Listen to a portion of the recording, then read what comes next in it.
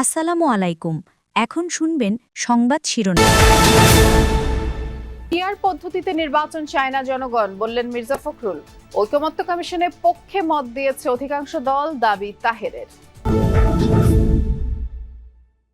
নির্বাচন থেকে সরে দাঁড়ালেন তামিম ইকবাল, বললেন বিসিবির ভোট ইতিহাসের কালো অধ্যায়। শারদীয় দুর্গাপূজার মহানবমীতে মহাস্নান ও ষোড়শ উপাচারে পূজা, মণ্ডপে মণ্ডপে দেবীর বিদায়ের সুর। রাতভর ভারী বৃষ্টিতে জলাবদ্ধ ঢাকা, নারায়ণগঞ্জ সহ বিভিন্ন শহর। পানিতে তলিয়েছে দোকানপাট, ঘরবাড়ি, জনদুর্ভোগ চরমে। আসসালামু আলাইকুম। এতক্ষণ শুনছিলেন সংবাদ শিরোনাম, এখন শুনবেন বিস্তারিত। আনুপাতিক পদ্ধতিতে ভোট বা পিআর নিয়ে অনড় অবস্থানে বিএনপি ও জামায়াত। জামায়াত বলছে ঐকমত্য কমিশনে অধিকাংশ দল পিআর এর পক্ষে। বিএনপি বলছে দেশের মানুষ এটা বোঝে না, তাই সনাতনী পদ্ধতিতে নির্বাচন চায় দলটি। নিউ ইয়র্ক থেকে সহকর্মী মাহফুজ মিশুর রিপোর্ট। পিআর পদ্ধতিতে নির্বাচন সহ 5 দফা দাবিতে আবারও নতুন কর্মসূচি নিয়ে মাঠে জামায়াতে ইসলামী বাংলাদেশ। দলটির যুক্তি, দীর্ঘদিন ধরে চলা ঐকমত্য কমিশনের বৈঠকে তারা বাদেও আরো বহু দল এই নতুন পদ্ধতিতে ভোট চায়।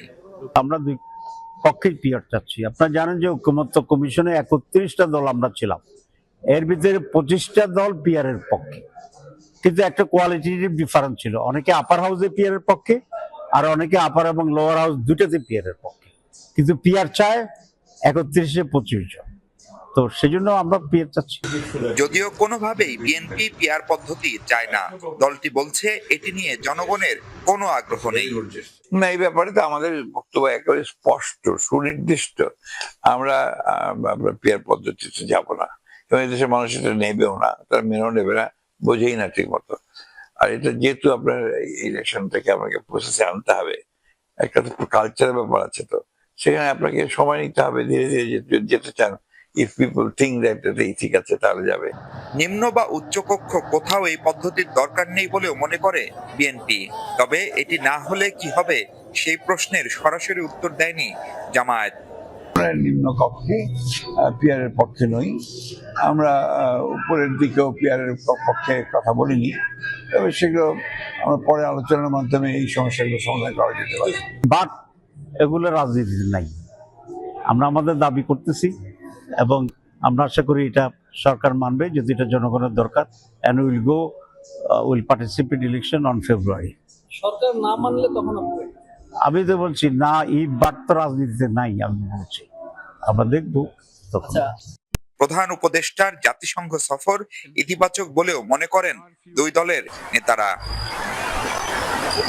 রাজনৈতিক কিছু ইস্যুতে দ্বিমত থাকলেও ফেব্রুয়ারিতে নির্বাচনের পক্ষে এখন পর্যন্ত একমত বিএনপি ও জামায়াতে ইসলামী বাংলাদেশ।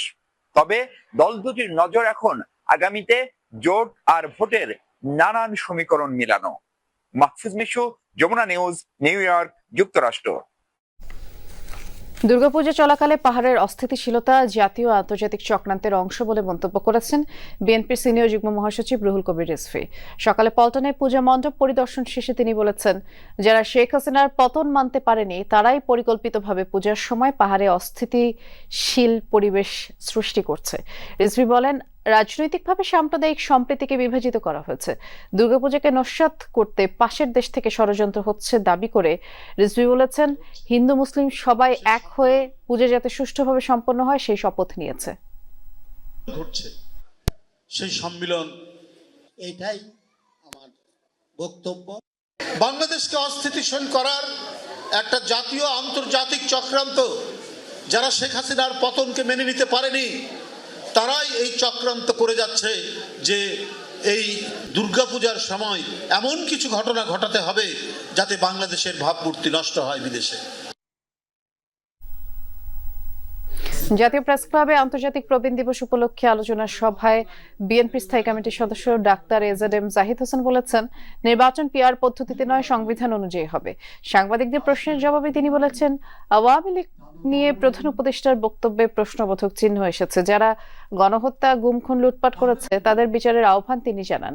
বলেন, আওয়ামী লীগকে জাতির কাছে ক্ষমা চাইতে হবে।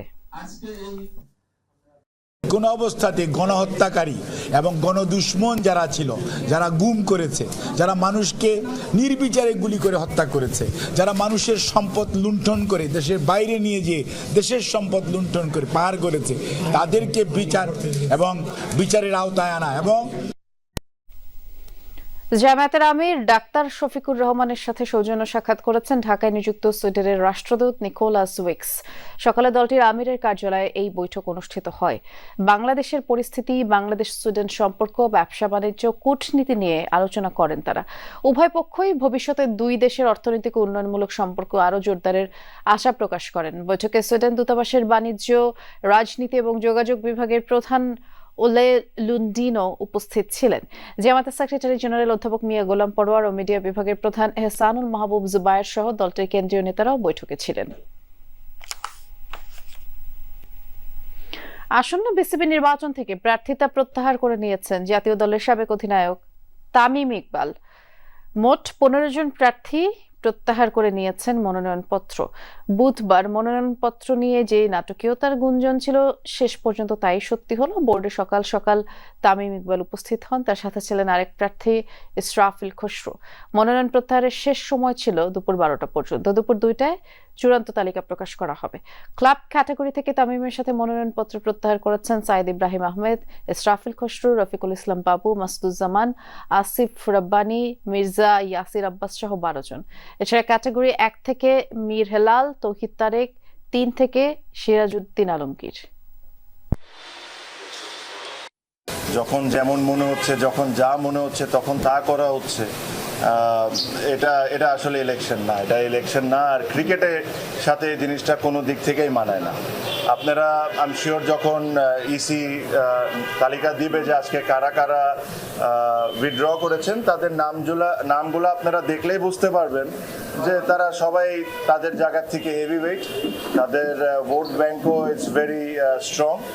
এটা হলো আমাদের একটা ওয়ে অফ প্রোটেস্ট, যে এখান থেকে এসে যে এই নোংরামির পার্ট আমরা থাকতে পারবো না। এখানে আরো অনেকেই আজকে উইথড্র করতেন, তাদেরকে বিভিন্নভাবে বিভিন্ন ওয়েতে বোঝানো হয়েছে বা চাপ সৃষ্টি করা হয়েছে, তাদেরকে করে সামাও থামানো হয়েছে।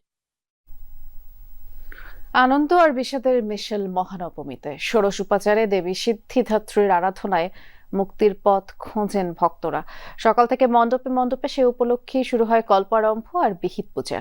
দেবী সিদ্ধিদাত্রীর আরাধনার মাধ্যমে বিশ্বের শান্তি ও কল্যাণ কামনা করেন সনাতন ধর্মাবলম্বীরা। অঞ্জলির মাধ্যমে নবমীর পূজার আনুষ্ঠানিকতা শেষ হয়। দেবীর বিদায় ক্ষণের বেদনাও বাজতে থাকে হৃদয়। তারপরও সব ছাপিয়ে আনন্দ আর উচ্ছ্বাসের কমতি নেই মণ্ডপে মণ্ডপে। এদিকে সন্ধ্যায় মহা আরতির পর শুরু হবে দেবীর কৈলাসে ফেরার প্রস্তুতি। আজও ঢাকেশ্বরী মন্দির পরিদর্শন করেন আইন শৃঙ্খলা বাহিনীর ঊর্ধ্বতন কর্মকর্তারা।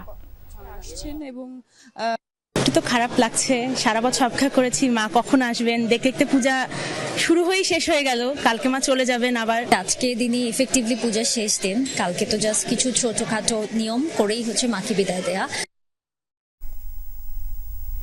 রাজধানীর বাইরে নানা আনুষ্ঠানিকতা উদযাপিত হচ্ছে শারদীয় দুর্গাপূজা।